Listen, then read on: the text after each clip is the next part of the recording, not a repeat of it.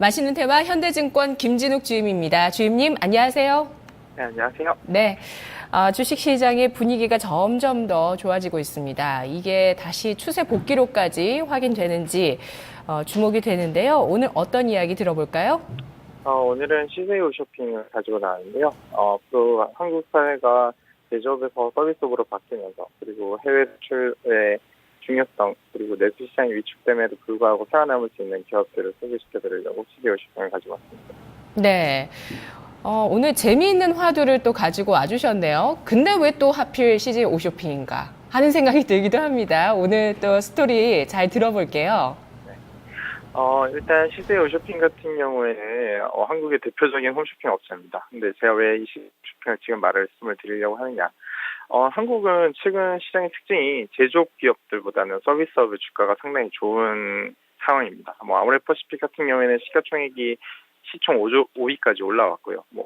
포스코나 현대제철 그리고 삼성중공업 같은 제조업들은 시가총액이 많이 밀리고 있는 상황입니다.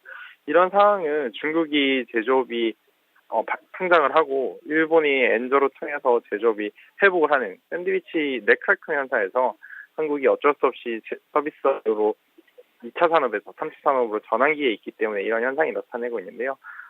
제조업 10년 주봉 차트를 보시면 2007년부터 2010년까지 성장을 이룬 이후에 행보기에 박스권에 들어가 있는 것을 볼 수 있습니다. 그러나 서비스업 같은 경우에는 2008년 이후로 줄곧 상승을 하고 있고요. 최근에 신고점을 돌파한 그림, 박스권이 아니라 성장을 계속 이어가고 있는 그리고 실적이 올라오고 있는 그림을 보여주고 있는데요. 이런 제조업과 서비스업의 10년 주봉 차트를 보시면 어떻게 최근에 서비스업으로 전환을 하고 있는지 어떤 섹터를 위주로 주가가 오르고 있는지를 잘 알 수 있는 그림으로 이해하시면 좋을 것 같습니다. 이런 서비스업에는 한류가 한몫을 간단히 하고 있는데요. 한류의 영향으로 서비스업이 호황기를 도래했다라고 해도 과언이 아닙니다. NH투자증권 스노캡 선정해서 중국이 글로벌 선호 브랜드를 이렇게 정리한 것이 있는데요. 화장품 같은 경우에 아시다시피 아모레퍼시픽이나 LG생활건강이 있고요. 가정에는 이영쿠첸, 쿠쿠, 그리고 패션에는 NBA, 그리고 베이직하우스, 음식에는 오리온, 빙그레, 가전에는 LG, 삼성 등 한국 브랜드가 되게 많습니다. 이런 한국 브랜드가 소비재에 많이 차지하고 있는 이유는 아무래도 한국에 대한 우호적인 감정, 한류의 영향이 매우 크다고 생각하시면 좋을 것 같은데요.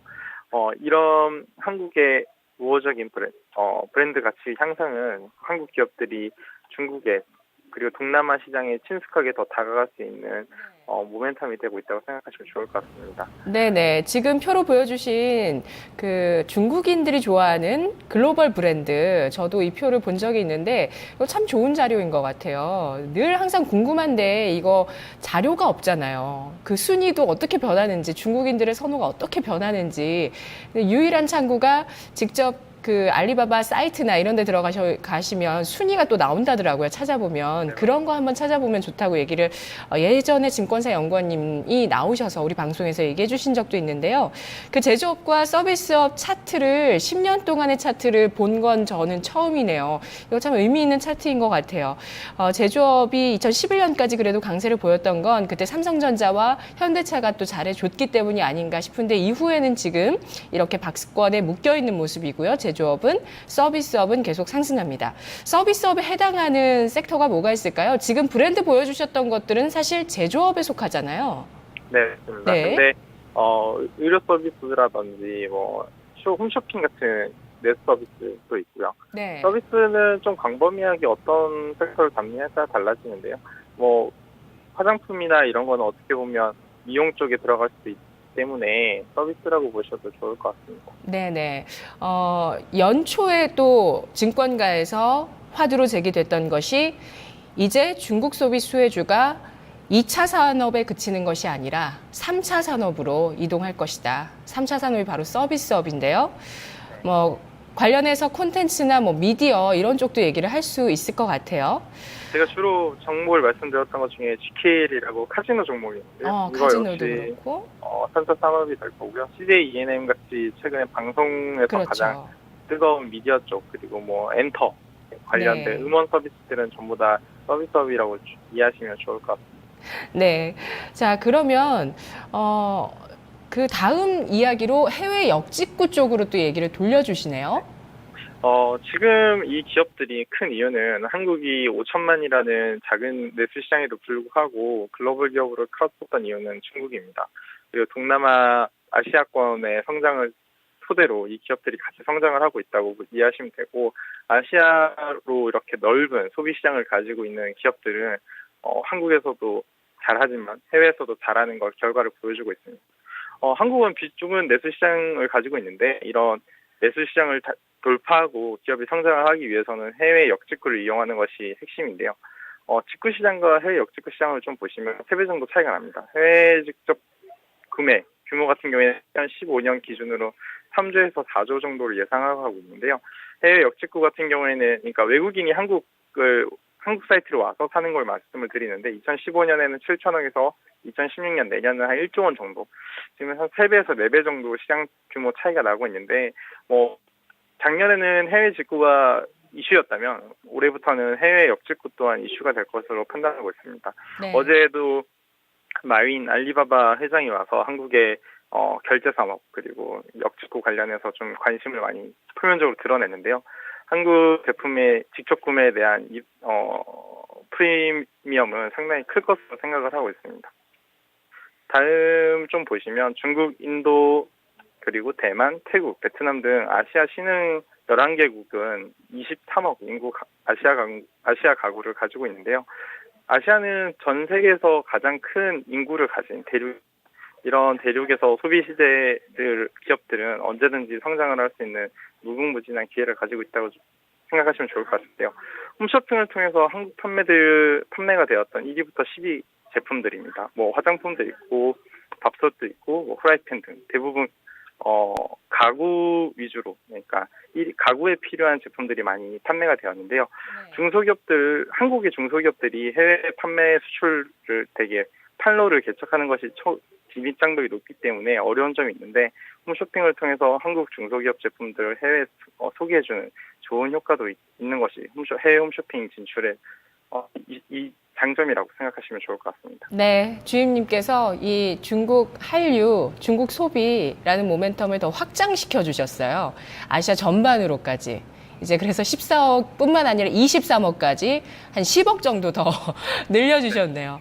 와, 네, 인도, 대만, 태국, 베트남까지 이들도 우리가 잡는다면 정말 좋죠. 그리고 가능성 없는 얘기 아닌 것 같습니다.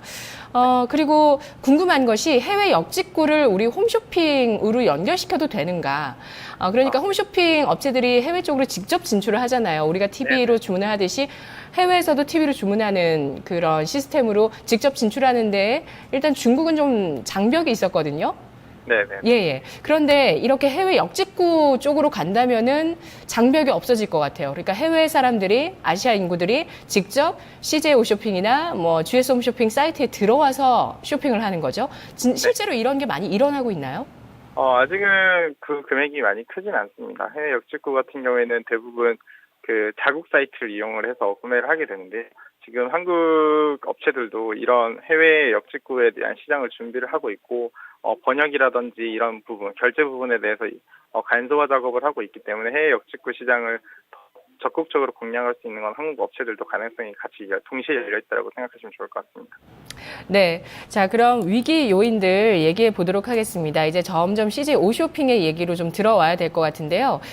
CJ 오쇼핑, 이 홈쇼핑주들, 2013년도에는 상당히 좋았어요. 그때는 모바일 쪽으로 진출한다. 이제 모바일 쇼핑을 홈쇼핑이 잡게 되면서 이쪽의 수익성은 기대한다. 이런 내용들이 나왔는데요. 하지만 지난해의 실적을 확인하면서 이런 기대감 대비해서 실제로 실적이 성장하는 부분이 좀 적었다는 인식이 있었던 것 같고요. 또 최근에는 제7 홈쇼핑까지 등장을 합니다. 여전히 좀 부담 요인 아닐까요? 제7 홈쇼핑 등장으로 해서 수수료 경쟁이 심해질 것이다 라고 이렇게 많이들 예상을 하셨는데요. 홈쇼핑을 좀 자주 보시는 분들이라면 홈쇼핑마다 조금씩 특징이 다르다는 걸 이해하실 수 있으실 겁니다.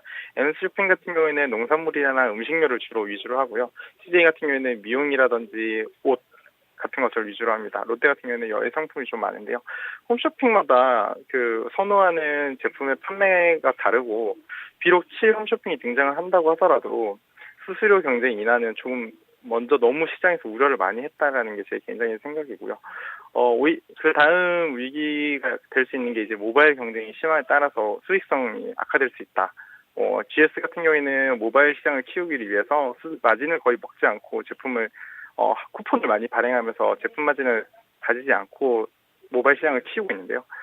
인터파크나 쿠팡 들과도 경쟁을 해야 되고요. 소셜 커머스와도 경쟁이 되는 것이 지금 이 모바일 시장인데, 이 모바일 경쟁은 어쩔 수 없이 필연적인 상황이고, 이 모바일 경쟁에서 살아남은 기업들이 한 번 더 성장을 할 수 있는 산업이 될 것이라고 보고 있습니다.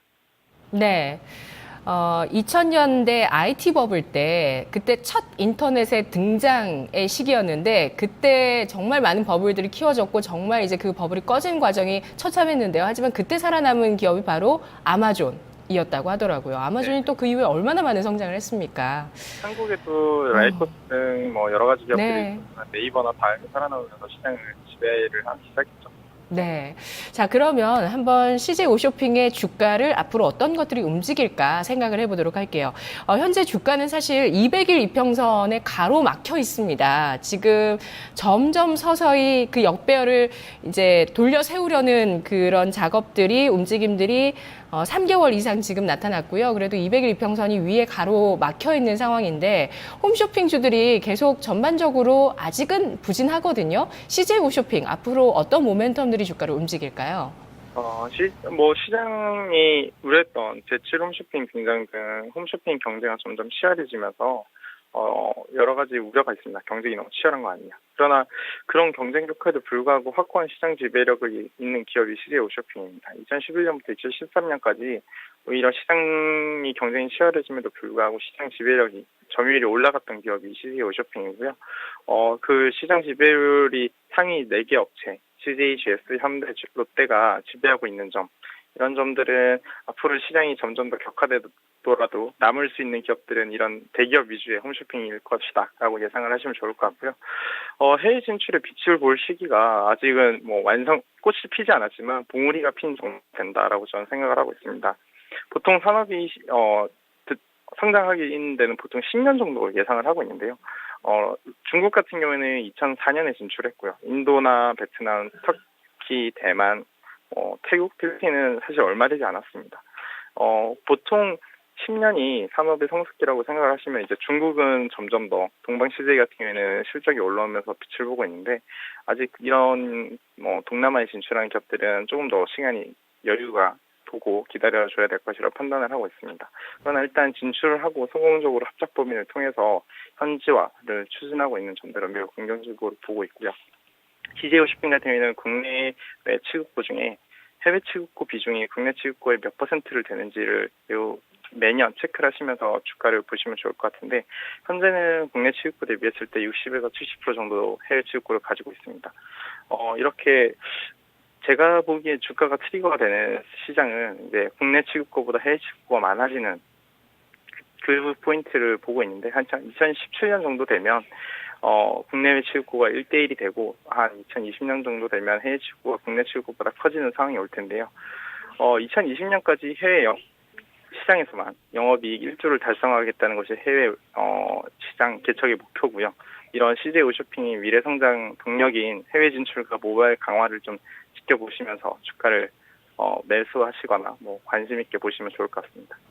네, 오히려 장기 투자로 이 주식을 추천을 하시네요. 2017년 이후에 국내보다 해외 쪽의 매출이 더 커지면서 특히 아시아 인구의 방안에서의 쇼핑을 잡겠다라는 부분들을 미래 청사진을 진짜 이렇게 주변에서 이렇게 생각하시는 분 계신가요?